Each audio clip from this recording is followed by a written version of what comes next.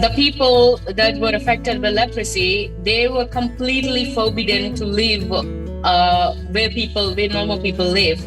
They have to leave their places where they were born and raised up. Sometimes when there is no choice, when there is no opportunity to reach out to people for begging, they just have to go to the garbages and find the food and eat just to survive. Being in India, being a woman in India is not an easy thing to take up things as a leader. I saw lots of young girls and women being brought up and they get married by the age of 14. And I thought that I was going to be one of them and that I was going to have three or four kids by the time I was 20. But now I'm here talking with a man from USA. I'm having tears in my eyes just to think that God has brought me here. Hey everybody, it's Aaron, and it's another episode of the Simply Overcoming podcast. Thank you so much for coming back. I'm excited about today's guest. I'm excited about today's episode. I hope you're doing well today.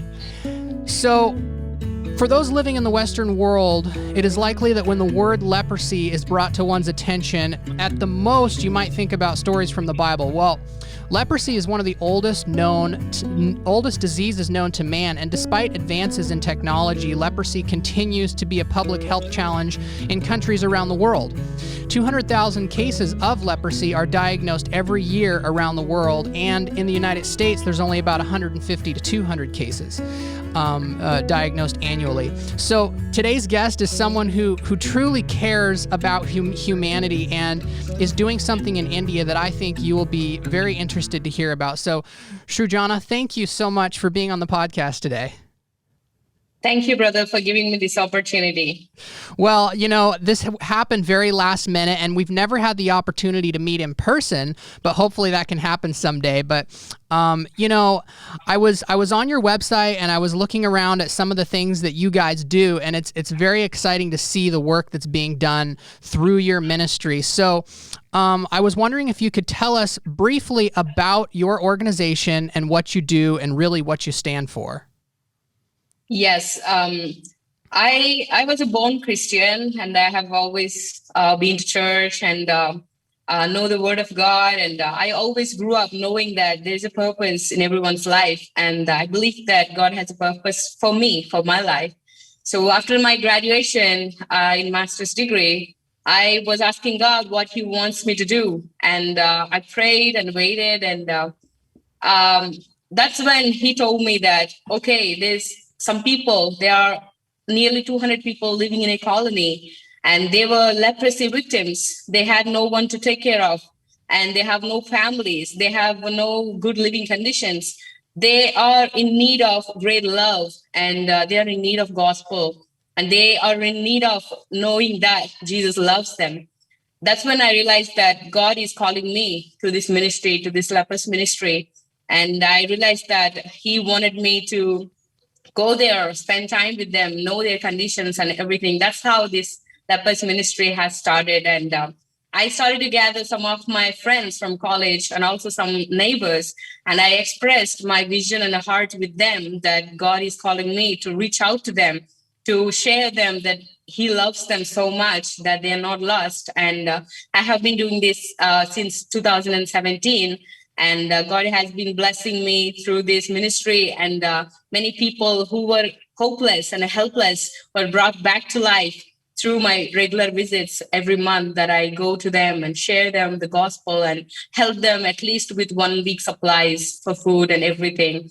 So that's how this ministry has started, and I will continue to do that for as long as God permits me to do. Srujana, that's amazing. I want to dive a little deeper into the conversation of leprosy specifically, but before we do, I was curious, where are you from in India? I guess you call them states? Yes, I'm from coastal state. It's called Andhra Pradesh, and I live in a small village in the coastal region of Andhra Pradesh. Okay, man, what a beautiful place of India, right? What a beautiful place that you're from. My goodness, I've been to I guess in Andhra Pradesh, I've been to Ongole and Tuni and Vijayawada. I think those are the places that I've mainly visited. Well, that's really great. I was reading that your main motto is faith with deeds. And I really appreciate that, because there's so many people out there who are hurting and that need support in their physical needs. And that's really important. You need to get out and you need to do what Jesus did and help people with their physical needs. And so, this ministry of working with lepers, I know that you do so much more than just work with people who have been stricken with leprosy. But I wanted to talk specifically about leprosy because it's an interesting conversation to have, and it's a conversation that people in the Western world really don't know much about. So tell me, what exactly is leprosy, and what does it do? What is the outcome of getting leprosy? Yes, leprosy is a physical disease that is caused by a virus, and if it affects the tissues of the body, and it just continues to build up in their body, a specific part of their body, and it will spread to the entire body if not taken care in time. So the people that are affected by leprosy, they got this disease when there was no cure for leprosy. So as a result of this, they didn't know what to do. They didn't know how to care for the disease that they got. They don't know how to treat there is no treatment for that when people get this disease.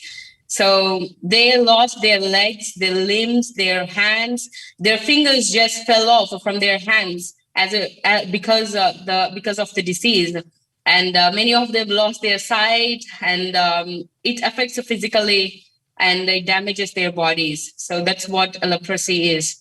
Being somebody that knows very little about leprosy, correct me if I'm wrong, but in a lot of ways you lose feeling in parts of your body, in your body in a lot of cases. And so if you hurt yourself, if you cut yourself, it's possible that you may not notice that, and that can turn into a major infection, which then turns into losing a limb or something of that nature.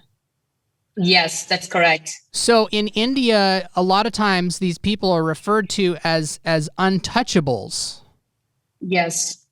So, in Bible times, a lot of times the lepers they lived in these leper colonies, maybe outside of the city. What's the situation in India, and how are these people being helped by people like yourself? Yes, the people that were affected by leprosy, they were completely forbidden to live where normal people live. They have to leave their houses. They have to leave their places where they were born and raised up. And even their own families left them. They just kicked them out of their houses because they don't want the rest of the family to get the leprosy. And they have no choice but to just go out of the town and go somewhere at the corner of the village where there are no people. And they just have to go on the roads, on the streets, covering their bodies with clothes and beg for food, for coins, for rupees. And sometimes when there is no choice, when there's no opportunity to reach out to people for begging, they just have to go to the garbages and find the food and eat just to survive. And most of the people that were affected by leprosy, they had to sleep on the roads and the streets for many years. It's really difficult to hear that, it's a reality check. And when you come from, speaking to the listeners, when you come from the Western world and you travel to a country like India and you see these things where this just doesn't exist in the United States of any sort. But there is good news for people who have leprosy, and that is that there is essentially a cure for leprosy. So why are there still so many people who are stricken with leprosy that have not been able to get the help that they need? It's because of there is nobody to care for them. For example, there is a person with leprosy, and he was left by their families, he was left by their community, and he has nowhere to go, and he doesn't even know where to ask for help, and he doesn't know what to do, and he's just lost, and he doesn't know what to do with his life. And he is on the street begging for food, just living for, just waiting for someone to give him a piece of bread just for survival, but there is no one to care for them. And these people, there are lots of people who were affected by leprosy, and they got to know each other while begging on the streets. For example, one person with leprosy, they go face to face with another person with leprosy, and they formed a big group, like about 200 people, 180 people, 300 people, and they decided to love each other, accept themselves, and they decided to stay together as a community. And that's where the people that I serve, that I visit, are living. They all live in a small community where only the people with leprosy live. If you get leprosy, if you're stricken with leprosy, is it, to my understanding, that if you don't deal with it soon enough, then it's something that may just be with you the rest of your life? Yes, and also it also spreads to other people. For example, if there is a person among the community that has leprosy and he does not know it, and I go to him and I spend time with him, there's a risk of me getting the leprosy from him as well. Mm-hmm. So it sounds like to me that a lot of what you do in your organization and your ministry is education. Education Yes. is such a big, a vital part of helping people who essentially just don't know that these things exist. They have no concept or idea of what is out there and the help that there is for them. You know, I work with an organization in India that works in India and other countries, Philippines and Africa, and they train health workers to educate people. And one of the things that I have seen when I was in India personally was just how often you see stroke victims. And when you ask these people, well, when did you go to the hospital? You find out that many of these people who've had strokes have never gone to the hospital. And we know that if you can get them to the hospital as quickly as possible, there is a chance of them being able to fully recover and live a normal life. But, you know, they just are unaware of the seriousness of what they're dealing with. And so you're able to educate people and help people understand the importance of things like getting to the hospital, things like drinking clean water, and cleanliness. These things are very important, and these things need to be on the forefront of all of our minds, right? Yes, that's correct. So what specifically gives you joy in helping other people? To see them happy. There was a sister. She's not alive now. She passed away in last year May due to COVID-19.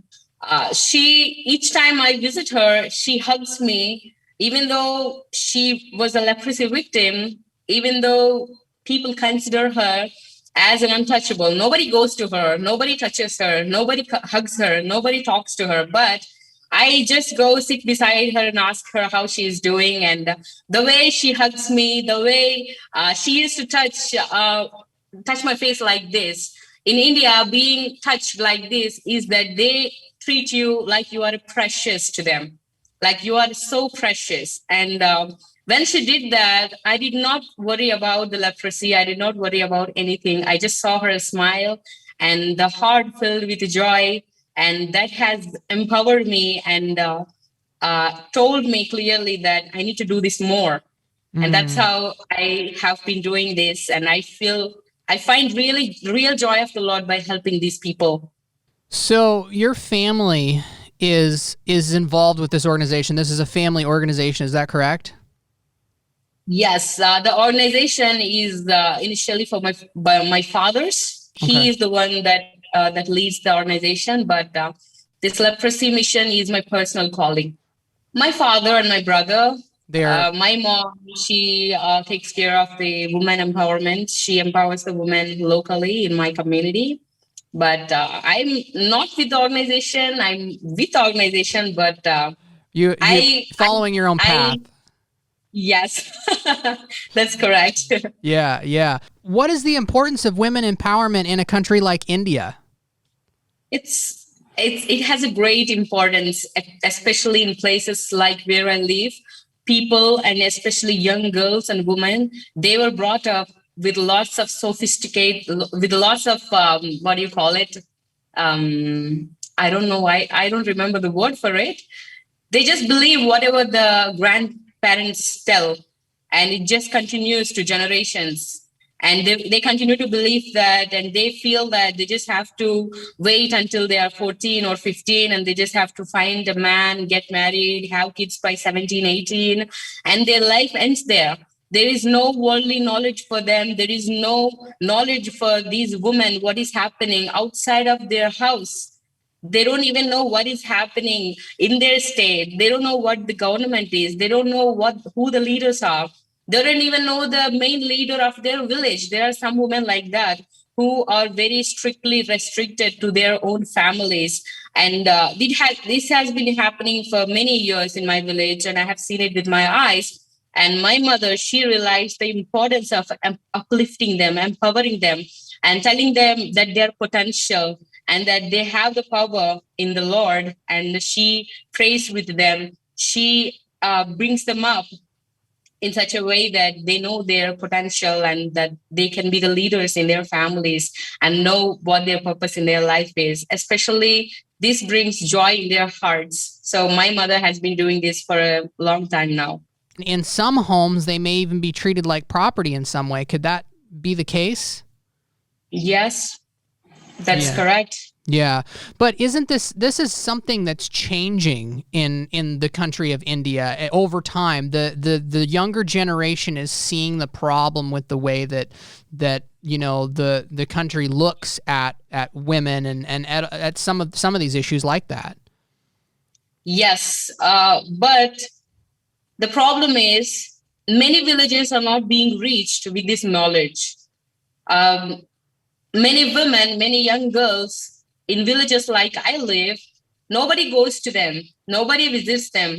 Nobody tells them that you can be this, you can be that. And there is no such training for the people in many Indian villages. So only a few percentage of Indian population, the women and the young girls, are being trained, and they're adapting the new technology and the changes in India. But most of the people are still in need of reaching out. And that's where you come in. That's where your mother comes in. That is where so many people come in and can help. You know what amazes me, Srujana? The fact that you are in India and I'm in the United States and we're having a conversation face to face right now.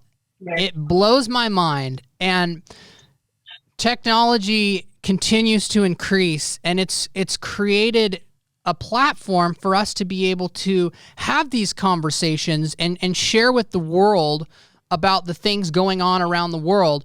And I recognize that you use your personal Facebook as a way to reach out to people and to share thoughts with people. And I think that we can all do that. We can either choose to use these technologies that we have, like Facebook, like Instagram. These things can be used in a good way. And we see these technologies being used in a lot of bad ways right now, and it's always been that way, and it's only getting worse. But do you have any specific stories that you could share with us that really from your heart, some stories things that you've experienced in helping the lepers and the homeless in your ministry?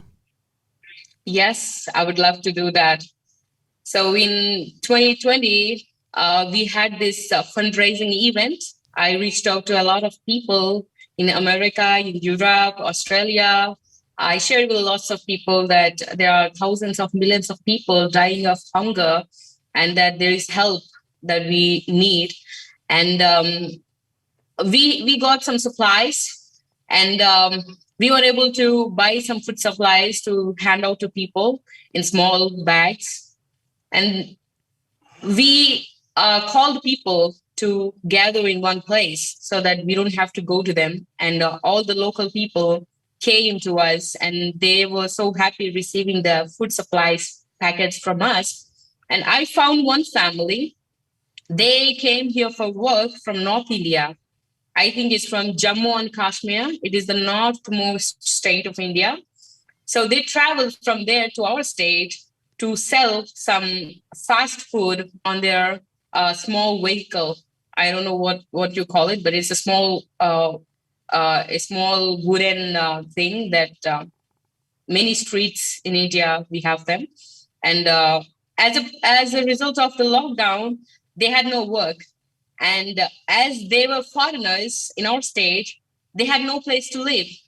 They were just roaming on the streets with masks and sanitizers, sleeping on the sides of the roads. And there was no food for them to eat because it was 3-week lockdown. There was no food on the streets even to eat. There was no shops open. And the mother, the father, the baby girl, three of them came to me and received the supplies. And she was on the floor crying, and she hugged me and told me that it has been nearly 2 weeks since they had a sufficient amount of food.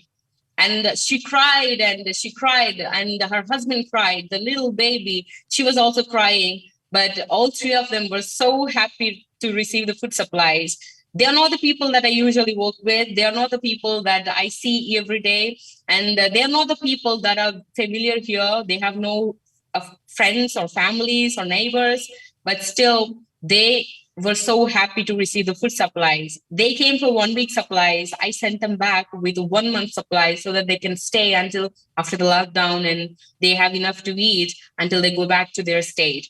So by doing this random acts of kindness, we don't know who is going to encounter the love of Jesus. And the most important thing about this incident is that the family is Muslim family. They're not Christians. They're not any other people. They are Muslims. Wow. So that day, she told me that I have lots of friends in my state who know me, but you are the only one that helped me with your actions. So I realized that it's really important for each of us to just reach out to people when there's need. And that incident will forever in my heart because of the COVID-19 and the help that we gave. That will be in my heart forever. And I'm happy to say that those three people, they started going to church in their state, and they now believe Jesus because of this random act of kindness. Wow. You know, what I really like to tell people is there's so many people out there who are unsure about where their place is in the world.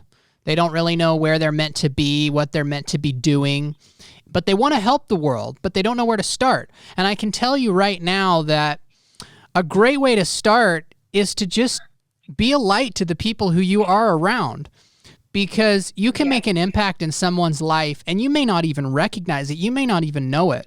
You know, the simplest act of smiling at somebody can change someone's day, can change someone's week. And, you know, who knows what a simple comment or just listening to somebody who needs somebody to listen to them, how that can impact somebody's life. And so you are significant. The world, as the human race, we are so connected, and we don't realize that. And we need to reach out to one another and show support. Because when you do that, it's a ripple effect, right? It's like when you take a pebble and you throw it into the water and all the ripples are created. I mean, one little pebble creates a ripple that can travel for, you know, an extreme distance. And so, you know, be the ripple effect in people's lives around you. And I guarantee you will find satisfaction in that, and you will be blessed in doing that. Yes. So I want to ask you about COVID, but you know, a lot of the questions that I ask because I'm curious myself. And, you know, I have lots of friends in India, but I haven't really had any of these in-depth conversations with them about, you know, what's been happening in India since, you know, the pandemic. And one of my curiosities has been how has COVID impacted the farmers? Because I think the farmers are so important. No matter where you are in this world, even in the United States, the farmers are so important. They are the ones who feed us. And so how has this impacted the farming community? It has impacted all of them. I have to say that most of them were really affected by COVID-19. And because of the stock markets, because of the cost of the rice, because of lack of people buying rice, and lack of people who are willing to continue their farming, it has impacted thousands of people. In fact, after COVID-19, nearly 20 people that I knew sold their agricultural lands to people who are willing to use this as construction land. So I myself saw most of them lost their lands because it has impacted them mentally, and they were not ready to continue their work. And they just want to have some money in their bank account and settle in their life, be able to provide for their family every day. And there are still many people who are suffering as a result of this COVID-19. And it's really sad. But there are so many people who haven't lost their courage and still continue to provide rice, the food for Indian people. And that's the bright side of all of this, right? Is the kindness that has come out of this is phenomenal. And you know, I'm so thankful for all of the people out there who continue to reach out and help people in the world. If people want to get a hold of you, Srujana, how could they reach out to you? If somebody's curious about what you're doing specifically, if somebody wants to help you in your organization, how can they get a hold of you, contact you? I know you have a website as well. Yes, people, if they wish to know more about the lepers and everything, they want to get in touch with me, they can directly contact me from the website that I've mentioned in my Facebook, or I prefer email because it's much easier for me. And they can also contact me in Facebook in my profile. Great. So we'll go ahead. We can have your website in the show notes. So if you wanna go down there and click on the link and check out Srujana's their organization's website, and then we can also have your email there as well. Yes, brother. Wonderful. Well, before I let you go, is there anything else that you'd like to share with the listeners? Yes. Being in India, being a woman in India is not an easy thing to take up things as a leader. But I am beyond blessed to be able to talk on an international platform like this.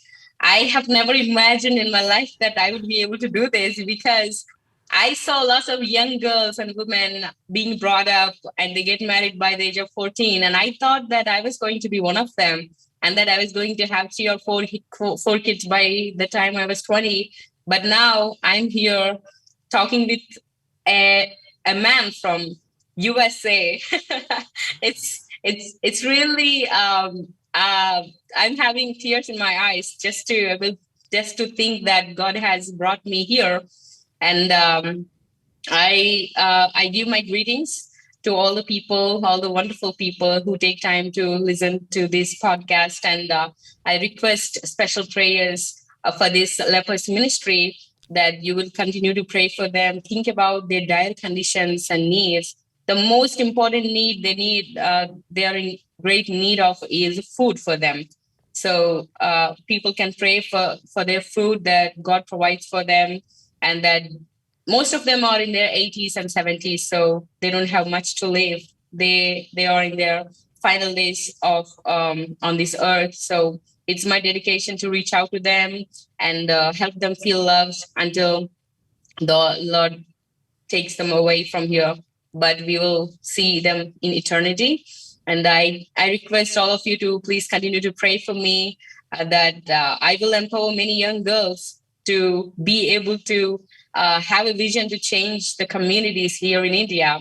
And I want to set an example to lots of young girls, so that they all will step out of their boundaries and be the change that they want to see in the communities.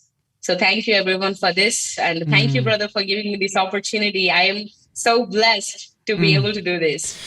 Srujana, you're bringing tears to my eyes too, because I am thankful for you, and I'm thankful for everything that you're doing. And you are an inspiration to me, and you're an inspiration to so many people. And God, it's just you're making such a huge impact, and I'm so thankful that there are young girls who can look to you as an example of what they can be when they grow up, because the world needs more empowered women who can be an inspiration and who can lead the next generation. And Srujana, you're doing that, and I thank you so much for everything that you're doing. And thank you for being on the podcast. This has been great. It's been eye-opening, and I hope that the listeners have learned something today. And this isn't going to be the first time that we speak, Srujana. I hope that this can grow into a lifelong friendship. And one day when I'm back in India, I hope that we can meet face to face. Yes, brother, that would be amazing. And when I'm in the US, I will try to meet you in face to face. Yeah, let me know where you'll be in the US, and I'll have to travel and come to see you. And maybe you'll be coming to the US within a year, right? Yes, probably within the next few months, I will be visiting. Wonderful. Excellent. Well, hey, thank you so much. If you've made it to the end of this episode, wow, what a wonderful conversation. I'm humbled by Srujana and what she's doing in India, and I just want to encourage you out there, the people who are listening, be a light to the people around you, because that is something that we all can do. So until next time, have a great day. Bye-bye.